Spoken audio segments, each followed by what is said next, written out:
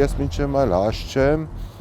Արցախի կորուստի հետ, այդ իլյուզիա էր, որ մենք պատկերացնում ենք, որ Հայաստանն է Արցախը պաշտպանում։ Չի կարող մարդը հայ լինի ու չխոսի Արցախի մասին։ Արցախը իմ հուշերում չի, իմ սրտում է, Հայաստանը լիարժեք չի, եթե Հայաստանը Արցախ չունի։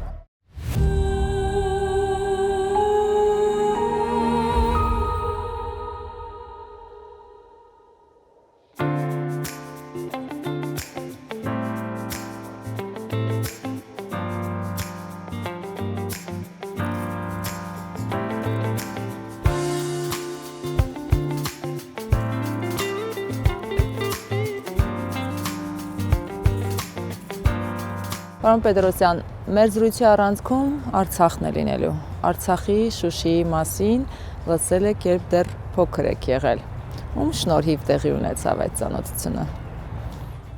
Երևի ավելի շատ մայրիկիս, որովհետև անընդհատ ինձ դասերին զուգահեռ սովորեցնում էր հայրենասիրական երգեր։ Տենց երգում էի, հետո դպրոցում հարցրեցին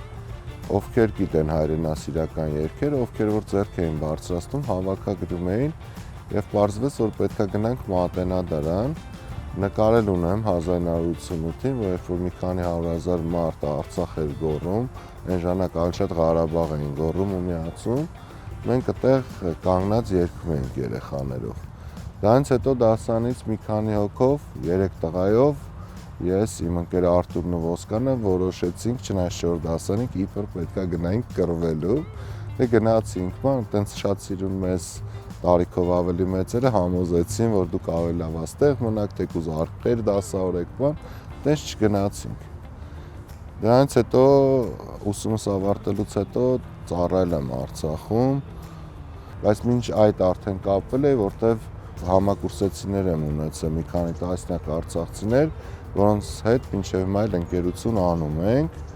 ու ոնց որ ասած իրանք միշտ տարբերվել են լավագույն ձևով, բնականաբար մինչև այլ ընկերություն անում ենք շատ մոտ ենք ընկերներով էլի։ Այնուհետև 44 օրյա պատերազմը ձեզ տարավ Արցախ։ Քարորյան շատ ծանր տարավ, միշտ այդ ժամանակ դեռ պետծառայող էի, միշտ երկրապահում էի,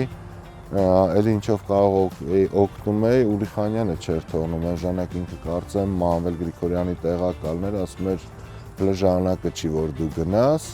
ու տենց դե կարճ տվեց, բայց դրանից հետո անդադ ես ինքսի մեջ ամաչում էի, որ չեմ գնացել, իսկ այնտեղ հիշում ենք 100-ից ավել մեր լավ երեխեքից զոհվեցին, ու ինքսի մեջ անդադ հարցը տալիս էի, ես գոնե ամուսնացած եմ, երեխա ունեմ, իսկ փոքրերը, որ դեռ սերունդ չեն թողել, չկան, այդ ինձ ստիպում էր, երբ որ սկսվեց 44 օրյան, ճիշտն ասած, հենց առաջին օրվա մեր հերոս երեխաներից մեկը իմ բարեկամն է, ուղղակի անհայտ կորած է, իմ քրոջս տղան է, դրա համար անունով չեմ ասի, հենց առաջին օրը մարտական խաչ ստացավ, ոնց որ էլ ավելի մեջս կրկնապատկվեց, որ եթե իմ զարմիկը ընդեղ է ու կարողանում է աշկիննել, հպարտություն, դեք ուրախության արդյունքները չէր լինում զսպել, որ տենց ազգի ներկայացուցիչ ունենք եւ էլ ավելի էր պարտավորեցնում։ Հետո ընկերները սկսեցին հերթով գնալ, մեկս մեկից չէինք ասում, ընկեր ունեմ, որ ներկայումս դատավոր է ու պետության կողմից պարգև ստացավ Մարտակերտի հատվածում կռիվներին մասնակցելու համար, որ եղբորս տղան գնաց, դες մի խոսքով արդեն ոնց որ նույնիսկ եթե չուզենայր, պետքա պարտադիր գնայր, բայց ես իրականում տրաքվում էի, անպայման ուզում էի մասնակցեի, հոկտեմբերի 11-ից մինչև 15-ը Հադրութի շրջակայքում հայտնի թութակներ կա, տեղ եմ եղել, տեղից շատ հետաքրքիր պատմություններ եմ հիշում, Վագն Չախալյանը, իմ լավ ընկերը, ում պատերազմին եմ ծանոթացել, Չախալյանը մի ասկերանցի տղա է, անունը չեմ հիշում, բայց կապուտաչա տղա էր, երկուսով մտնում էին Հադրութ, երբ որ Հադրութը արդեն վիճելի էր ու մի մասը իրանցն էր, մի մասը մերն էր, օրվա տարբեր ժամերի, երկուսով գնում էին ու այնպիսի կռիվ էին սարքում, որ մի քանի կիլոմետրի վրա այդ կրակոցները, արկերի պայթյունները լսվում էր, հետո քրտնած, sense ցեխոտ, մի կերպ փախնում գալիս էր, մեզ մենակ խնդրում էր, որ մեր մոտով անցնում էր, հետագայում հետ գալու ժամանակ զգոն լինենք, որ իրա թիկունքը պայենք։ Մենք ուղղակի կանգնած էինք, խրամատներ չունեինք, այդ մի քանի կիլոմետրի վրա ասֆալտների վրա կանգնած էինք, անընդհատ իրանց անօթաչու սարքերը օդում էին, եթե թաքնվելու ոչ մի տարբերակ չուներ, մի կողմից ժայռեր, մի կողմից ձորեր, պրոստը ուղղակի պետքա բախտդ բերեր ողջ մնայր, այսինքն դու պաշտպանվելու կամ որևէ դիմադրություն ցույց տալու տարբերակ չուներ։ Հայտնիներից էլի կար Մանախը, երևի բոլորին գիտեն, Արտուր ազգանաթողներից չեմ հիշում, ինքն էր իր տղաների հետ անընդհատ չէին կարողանում տեղները նստեին, անընդհատ գնում էին, մտնում էին մեջները, շատ լուրջ մարտական վնասներ էին տալիս թշնամուն հակառակորդին։ Ռուստամն էր այնտեղ հայտնի, որ զոհ է ցավոք սրտի իր տղայի հետ։ Ռուստամն դե ավելի պատրաստված, ավելի դե մարտական ուղի անցած, փառավոր ուղի անցած մեր տղաներից է։ Ցավոք սրտի հոկտեմբերի 14-ին իրանց ինքնաթիռները եկան, շատ մեծ վնաս պատճառեցին մարդկային։ Մենք տեղյակ չենք, էլի տենց կանգնած էինք ասֆալտի վրա։ Հենց իմ մարտական ընկերս Գրիշան զոհվեց այդ ռմբակոծությունից։ Մի քանի րոպե առաջ այդ դեպքից խնդրեցի, որ սուրճ դնի խմենք, ասեց հաց եմ ուտում, նստի ուտենք։ Ես ասեցի դե լավ, վերջացրա ձենտուր ու այդ արանքում մինչև ես գնացի իմ դիրքը 20 մետրի վրա էր իրանից, հետ եկա, այսինքն էլ հետ չեկա էլի, այդ արկերը որ նետեցին, Գրիշը մահացավ։ Դրանից հետո դե արդեն ովքեր ողջ էին բան, մի կերպ կազմակերպված իջանք Թաղեր գյուղի մոտ ռեստորան կար, այդտեղ էինք հավաքվում, այդտեղից ամեն մեկս տարբեր ճանապարհներով հասանք Ստեփանակերտ ու Ականատես լինելով նման հերոսական դրվագների ձեզ համար զարմանալի չէր, ինչու ընկավ Հադրութը, մյուսը։ Ասեմ հենց առաջի պահին, որ ես ասել եմ Հադրութ, իմ համար ակնհայտ էր ինչա լինելու վերջը, ոնց որ չուզենալով պատմել վատ բաները ստիպված եմ պատմել, պատկերացրեք առաջի վայրկյաններն է, երբ որ Ուրալներից իջանք, հենց Թութակներում իջանք, այդտեղ դե ես ճիշտ ասած, քանի որ ռազմական փորձ չունեի, ընդամենը ժամանակին 2 տարից առայլ էի բանակում, չէի ասել, որ բարձրագույն կրթություն ունեմ ու պետական ծառայության ժողովրդի լեզվով ասած գնդապետի դասային աստիճան ունեի, չէի ասել, որովհետև չէի ուզում իմ վրա պատասխանատվություն վերցնել ու մի քանի տասնյակ, միգուցե 100 մարդու ղեկավարեի։ Ես իմ դասակի հրամանատարին հարցրեցի ինչքան պետք է իջնենք, ասեց չգիտեմ, այնքան մինչև դիմավոր են, բայց արդեն ակնհայտ էր, որ ինչ-որ բան ավել ենք գնացել, խնդրեցի կանգնի ու կապ հաստատի, հասկանանք ուր են մեզ դիմավորողները, ասեց, որ հեռակապել չկա իր մոտ, ասի դե դեպքում առաջարկում եմ հետ գնանք, հարցնենք կամ թող ուղեկցող դնեն մեր հետ կամ ինչ-որ մի ձև այնպես անեն, որ հանկարծ չգնանք շրջափակման մեջ, ընկնենք, գերի, ընկնենք եւ այլն։ Դասակիս հրամանատարը Փառք Աստծո խելացի էր եւ լսեց իմ հորդորը, դասակը վերադարձրեցինք, հետ էին գալիս, ճանապարհին թփերի մեջից Գյումրու ակցենտով ձայն լսեցինք, կայնեք կրագեմ գ,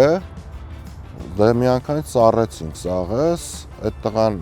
հետախույզ էր ու այդտեղ նստած էր, որպեսզի եթե թուրքերը ինչ-որ փորձեին խմբակներով առաջ գալ, ինքը նախորդ տեղյակ կար մերոնց, ասեց զենքերը դրեք, դե պատասխանեցինք հայերեն, որ մի կրակի հայ ենք, ասեց ինչ իմանամ հայեք, կոդը հարցրեց,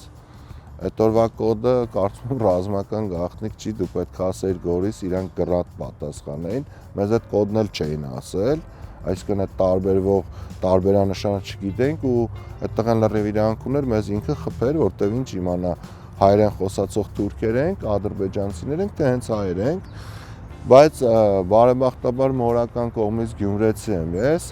եւ ակցենտով խոսեցի եւ ասեցի, որ գյուղի թողեմ, կողքի գյուղերի տեղանունները հարցրեց, ասեցի տենց ոնց որ փրկվեցինք, որտեվ կապ չուներ տեղով կհաղթեր, հային խփելուց ոչ մեկս էլ չէր հաղթելու։ Փառք Աստծո, այդ տղան մեզ ասեց, սենց ով է ձեզ այստեղ ուղարկել, հո աննորմալ չեն, թուրքերի մեջ մտնում եք հետ եք գալի, դաժե չգիտեք որտեղից եք գալիս։ Հենց այդ պահին արդեն հասկացա, որ երևի հույսս մենակ ին վրա պետքա դնեմ, տղաներին գիշերը չթողեցի քնեն, ամբողջ գիշերը ասեցի պետքա լուսացնենք, հասկանանք որտեղ ենք, տեղանքը ուսումնասիրեցինք հնարավոր հարձակման ու հնարավոր նենք թշնամու հարձակումները կանխելու համար ու փորձեցինք հնարավորն անել, բայց իհարկե որևէ օգնություն չունենք, որևէ ինֆորմացիա չունենք, ուղղակի մի քանի օր կանգնած մնացինք։ Այդ վիճակն էր ու արդեն պարզ էր, որ ամեն ինչ արվում է, չեմ կարող պնդել կանխամտածված թե չէ, բայց այդ պայմաններում բանակը, որ խոսա մարտունակությունից, հնարավոր չի։ Չկար երկրորդ բնագիծը, որ գնայինք օրինակ մեջը մտնեինք, փորձեինք թշնամու հետ կռիվ տանք։ Նույնիսկ զավեշտալի էր, այնքան պատրաստ չէինք, որ չգիտեինք, որ անօթաչուները չեն լսում, երբ որ տեսնում ենք օդի մեջ ցույց էինք մնում, այդքան անգրագետ վիճակում էինք, հա։ Եվ այդպես հասակ մինչև Շուշիի մատույցներ։ Հասանք մինչև Ստեփանակերտ, Սորիպոլ, այնտեղ Ջեբրայիլից, Հադրութից, տարբեր տեղերից, դες մաս մնացած 5 հոգի, 3 հոգի, 2 հոգի, ամեն մեկը ոնց կարող էր գալ։ Գնացինք Բալուջա, տեղից պետքա տեղափոխվենք Շուշի։ Եթե չեմ Շուշիի մատույցները։ Իջանք, Քարինտակ գյուղը անցանք, գետը անցանք ու ասենց հարթ տեղեր, այդտեղ դիտկավորվեինք։ Առավոտյան մեր գումարտակի հրամանատարը մի քանի հոգով գնացին հետախուզության, հետո լսեցինք, որ մերոնք շրջափակման մեջից հազիվ են դուրս եկել, մեր գումարտակի հրամանատարը ծանր վիրավորվել էր, մեր հետ չեկավ, բայց այնուամենայնիվ որոշում կայացվեց, որ պետքա գնանք պաշտպանենք, բնականաբար բոլորը մի մարդու պես, անկեղծ եմ ասում, բոլորը մի մարդու պես իրար էին հրում, որ ով շուտ նստի, որովհետև տեխնիկա չկար կամ անվտանգությունից ելնելով էր, ընդամենը մի մեքենայով էին մեզ տանում։ Նույնիսկ այնտեղ ռուս բլոգերները մեր շտաբի պետին էին նկարել, որը հետագայում ես տեսել եմ թուրքական Անա TV-ով,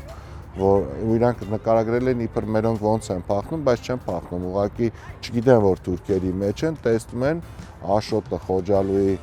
կապիտաններից էր, ինքը բան անում, հրանգատալի, որ հետ քաշվեք ու նորմալ տեղ են դիրքավորվում։ Մի խոսքով մենք որ գնացինք դիրքավորվենք, sense բաց տեղ էր ու թշնամին էլ անդադ արկերով խփում էր, բայց տարբերակ չունեինք, պետքա փոսեր փորեինք, ծիծաղալով էլ տղաներին ասում էինք, որ ամեն մեկս մեր փոսն ենք փորում, ոչինչ գոնե Շուշի տակ կլինենք։ Արդեն այդ ժամանակ արդեն դասակի հրամանատար էի, ասել էի, որովհետև ես հասկացա, որ պետքա ամեն դեպքում իմ գիտելիքները չթերագնահատեմ, ինչքան էլ որ զինվորական չեմ, եւ այն եղած զինվորական սպայական այդ ցածր կազմը որ կար, եւ չէր բավարարում, նրանք ովքեր խիզախ էին արդեն հիմնականում զոհվել էին ու պետք էր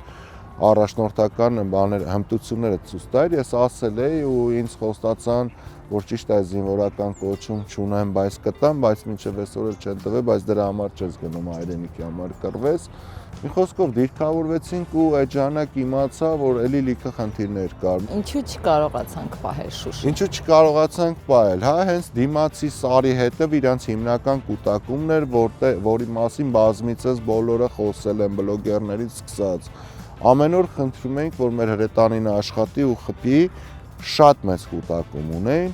տենց էլ չլսեցինք այդ հրետանու թեկուզ մեկ կրակոցը։ Այդ ժամանակ հանուն արդարության ասեմ, որ իրանք անօթաչուներ չունեին, բայց իրանք շատ էին եւ օրվա մեջ մի քանի անգամ փորձում էին դիվերսիոն գործողություններով անցնեին այդ արգելքը, եթե անցնում էին ուղակի դատարկություններ, հետեւել ոչ մի բան չկար։ Դատարկված Քարինտակ գյուղն էր, ոչ թե կազմակերպվածության պակաս կար, այլ չկազմակերպված էր։ Նույն այդ մատույցներում, երբ որ հետագայում մենք վիդեոներով տեսանք, որ Արայիկ Հարությունյանը կոչով ասում է եկեք, չգիտեմ ինչ, մենք հետո իմացանք, որ Բալուջայում մեր նոր ստեղծված գնդի երկրորդ գումարտակն էլ կա, որը մինչև վերջ մնաց ընդդեմ, այսինքն երբ որ մենք արդեն զոհեր ունեինք, վիրավորներ ունեինք, պետք էր փոխել, մարդիկ օգնում էին, ես հենց գնահատեմ, հա, պետք էր շատ զոհեր լիներ Շուշիի դեմը, Շուշիի տակը, որ լեգիտիմացվեր Շուշիի հանձնելը։ Երբ որ մենք Telegram կանալներով հլետ հատվածում կարդում ենք, որ Ալիևն ասում է նոյեմբերի 9-ին կանգնելու է պատերազմը Շուշիի գրավումով, մենք այդտեղ կանգնած ենք, ասում ենք, այսինքն բա մենք ինչ ենք կրնելու, զոհվելու են, գերի են տալու, ինչ են անելու, ու այդ պայմաններում մեկը զորքը չի փախել, մեկը մինչև վերջ կանգնել է։ Պատերազմը շատերի կյանքը փոխեց, ձեզ ինչպես փոխեց։ Մի դրվագ եմ ուզում պատմեմ, հենց այդ իրավիճակի հետ կապված նոյեմբերի 3-ի լույս 4-ի գիշերն էր, երևի գիշերը 10-ի կողմերն էր, իմ հրազդանցի ջոկի հրամանատարներից մեկը ասեց կամանձեր ձայներ եմ լսում ձորում, արդեն հանուն արդարության գոնե Շուշի մատույցներում հեռակապ ունեինք, հեռակապով իմ Վաշտի հրամանատարի հետ կապվեցի, ասի մատ եկան, բա ինչ ա պատահել, ասեցի, որ զորից ձայներ են լսում տղաները, ես անձամբ չեմ լսում, առաջարկեցի կրակենք ձորի ուղղությամբ, միգուցե մեկին խոցենք, ձայներ լսենք, ասեց չէ, տենց բան չանես ու դրանից մի 3-4 ժամ հետո Քարինտակից տեսանք կրակոցների, լսեցինք կրակոցների ձայներ, այսինքն մեր թիկունքից արդեն Քարինտակից 3-4 կիլոմետր առաջ էինք եւ պարզվեց, որ այո, փաստորեն մեր այդ հրազդանցի զինվորը ճիշտ էր զգում, թուրքերը փորձելով այդ մի քանի օր անդադ դիվերսիոն գործողություններով մեզ հաղթեին ու անցնեին առաջ չէր ստացվել, փորձել էին շրջանցել հետևից գային, Փառք Աստծո այդ մի քանի հոգով նկատել էին, մենք չգիտենք որ Քարինտակում մարդիկ կային, բայց պաստորեն նկատել էին ու սրանց խոցեցին, սրանք մի քանի հարուն էին ու երբ որ իրանք փորձեցին նահանջել ու եկան ձորի մեջ, այնպես ստացվեց որ չէին կարողանում ձորից դուրս գային, չգիտեմ ինչն էր պատճառը ու մենք այդտեղ շատ կազմակերպված ձորի ուղղությամբ կրակ բացեցինք, այդ տարբեր մարդիկ, տարբեր թվեր են ասում, 700-800 թուրք է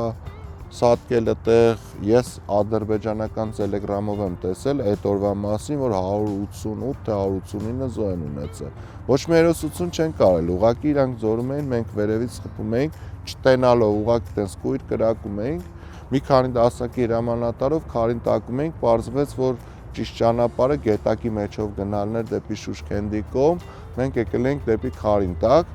որոշում կայացրեցինք, որ պետք է այդ սարը ամբողջությամբ ոտքով բարձրանանք ու նրանց հրետանին աշխատում էր սարի վրա, ենթադրում ենք, որ գիշերվա մուրը պետք է հանեին, ուզում էին ամեն գնով նենց անեին, որ վախենայինք չբարձրանայինք սարը, բայց բարձրացանք, այդտեղ կանգնած էին միայն Երևանից բերված ոստիկանության զորքերը, կասկաներ, այդ բրոնեժիլետներ, ընդհանրապես զինամթերք չունեին, միայն ավտոմատներով էին կանգնած 30-40 փամփուշտով։ Ցավոք սրտի հետո իմացանք, որ 46 զոհ են ունեցել ոստիկանները այդտեղ, որոնցից երկուսը գնդապետներ էին։ Իրանք շատ լավ մարտեր են վարել, կյանքի գնով փորձել են փրկեն Շուշին։ Մի խոսքով մեզ տարան մեր նահանջի վայրը Բալուջա ու այդքանով մեր համար պատերազմը ավարտվեց։ Արդեն հասկանում էինք, որ պատերազմի ելքը նախորոք էր որոշված ու չունեմ ես այդպես մարտական ընկեր, որ հիմա երբ որ հանդիպում ենք, զրուցում ենք, այդ վստահությունը չունի իր մեջ, բայց որ ասեմ հստակ ապացույց ունեմ այս դեպքով կամ այն դեպքով չէ։ Ուղղակի այդ ձև չկազմակերպված ոնց որ մի հատ գյուղական ջոկատելներ ամբողջ բանակը ում մտքով ինչ կչեր, ով ոնց ուզեր, մեկը վախից, մեկը չգիտեմ անիմաստ էր զովում, դառնում էր, չգիտեմ, Ռեմբոն ասում էր ինքը էս պիտի անեց, այնքան չկազմակերպված էր, որ պետք է այդ արդյունքն լիներ, հա։ Պատերազմից հետո ինչն էր ամենադժվարը առօրյա կյանքը վերադառնալու համար։ Ես մինչև այլ հաշ չեմ Արցախի կորուստի հետ համակերպվել է, որ այլ Արցախ չեմ գնալու։ Չեմ պատկերացնում ինչ ձև կարելի է հիմա ուրախանալ, նույնիսկ եթե այս վերջի շրջանում սկսել եմ հարսանիքներ գնալ, 10-ից մի դեպքում էլ չեմ գնում, բայց եթե գնում եմ մեկա տխուր եմ։ Չեմ կարողանում հաշտվել, որ մարդիկ հարսանիքի առաջի բաժակի խմում են զինվորների կենացը, իրականում չեն հասկանում, որ այդ թվում ինձանից սկսած բոլորս մեղավոր ենք, որ հիմա Արցախը հայկական չի։ Պետք է փոխենք այս մտածելակերպը, ադրբեջանցիները 30 տարի սպասեցին, որ մեզանից գրավեն Արցախը։ Եթե պետք է մենք էլ 40 տարի պիտի պատրաստվենք, որ հետ վերցնենք Արցախը, որովհետև եթե անդադ ասում ենք մայր Հայաստանը, ես էլ ասում եմ ուրեմն Արցախն էլ հայրն է, որովհետև Արցախը 35 տարի ապացուցեց, որ այո, Հայաստանի հայրը ինքն է, որովհետև ինքն էր պաշտպանում Հայաստանը։ Այդ իլյուզիա էր, որ մենք պատկերացնում ենք, որ Հայաստանն է Արցախը պաշտպանում։ Հիմա տեսնում ենք, որ Արցախը չկա ու տեսնում ենք մեր սահմանների վիճակը։ Եվ այն ժամանակ, երբ որ Մոնթեն ասում էր, փաստորեն ինքը 30 տարի առաջ արդեն պատկերացնում էր այս սցենարը եւ դրա հետևանքները։ Առանց Արցախ չի լինելու Հայաստան։ Արցախը պետք է Հայաստանի 11-րդ մարզը լինի։ Այս կամ այն կերպ ժամանակը ինչքան շուտ այնքան լավ, բայց ողջամիտ, խելացի ձևով դա պետք է անենք։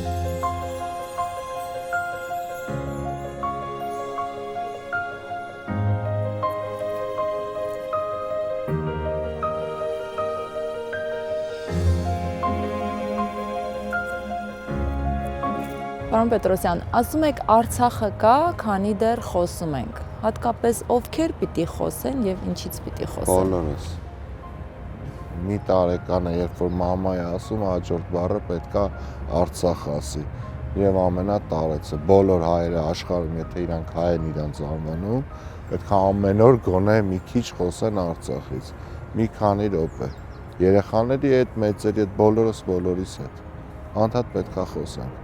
Չի կարող մարդը հայ լինի ու չխոսի Արցախի մասին։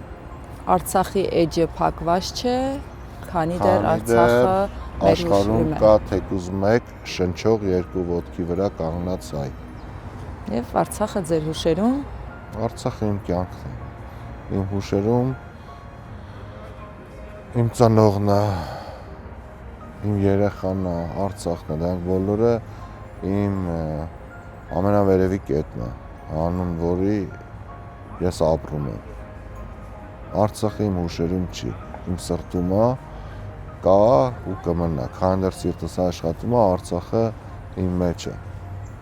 Չկա բառ հայերեն ամենահարուստ լեզուն ունենալով, որ կարա բնորոշի լավագույնս Արցախը ինչ է։ Արցախը ամեն ինչ է։ Արցախի կորուստը նաև հոգևոր ցավ է։ Ինչպես է հնարավոր ապրել այդ ցավը։ Դա հնարավոր չի ապրել։ Ուղղակի պետքա կամք դրսևորենք ու պատրաստվենք վերադարձին։ Արցախ վերադարձի իրավունքի համար սկզբից պայքարենք, հետո ամբողջական, որովհետև Հայաստանը լիարժեք չի, եթե Հայաստանը Արցախ չունի։ Իսկ արդյոք Արցախը վերադարձնելու այդ կամքը ամուր է մեր մեջ։ Իմ ընկերների մեջ հաստատ ամուր է, իսկ ովքեր որ գտնում են, որ առանց Արցախ Հայաստան կարող է լինի, իրանք ուրեմն պետք է Հայաստանում չունենան իշխանություն։ Այն մարդը, ով գտնում է, որ Արցախը կա, ինքը պետք է լինի իշխանություն, որպեսզի հնարավորինս անի, որ Արցախը մի րոպե շուտ թշնամու ձեռքից վերադարձվի։ Դա աստված խաղաղ ձևով։ Իսկ ինչ եք կարծում, արցախյան պատերազմների մասնակիցները որևէ դերակատարություն պիտի ունենան քաղաքական գործընթացներում։ Նայած այդ դերակատարությունը ինչպիսին է եղել։ Եթե եղել է պաշտպանության նպատակով, այո, եթե եղել է հանձնելու նպատակով, ոչ։